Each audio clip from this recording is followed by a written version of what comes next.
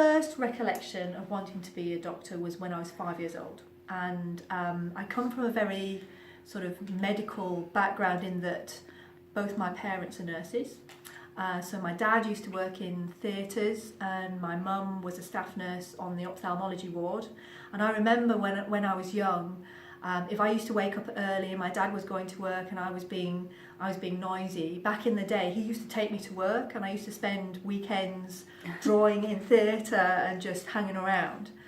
So it was something that I was inspired to do very early on, and quite a fixed idea that I'd had for a long time. So what drove me?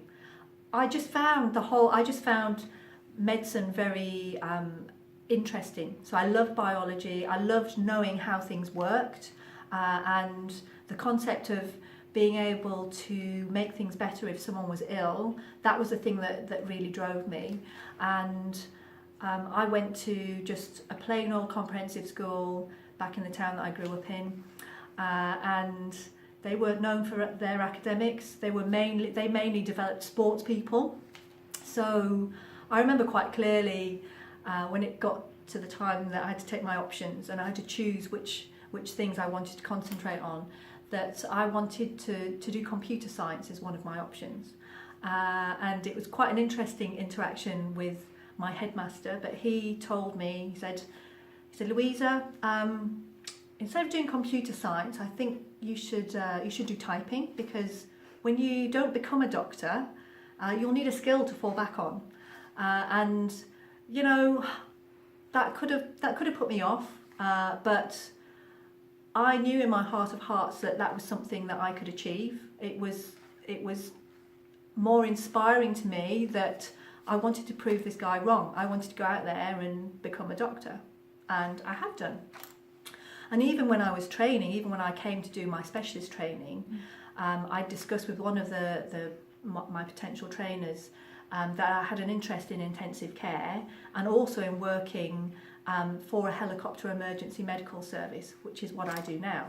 And I was told at that time that no, they wouldn't support me doing any additional training in intensive care, and no, they wouldn't support me going away and learning all of the skills that were required to work with a helicopter emergency medical service. So, typical fashion, I've dual trained, so I also work in intensive care as a consultant now, and once I'd finished my specialist training, I went off and I worked for the London's Air Ambulance for their service and brought the skills that I learnt there back to our own service in Hampshire. So the message I would say is, yes, it is hard work, okay, it is hard work, but if you truly want something, don't let anyone put you off. So, you know, I've come up against obstacles in my career development, and you know, you will have people just trying to, I don't know, maybe inject a bit of realism or reality into your goals, but actually it doesn't mean that your goals aren't achievable. I think just go for it. Don't let them put you off. You've got to follow your heart and achieve your dream.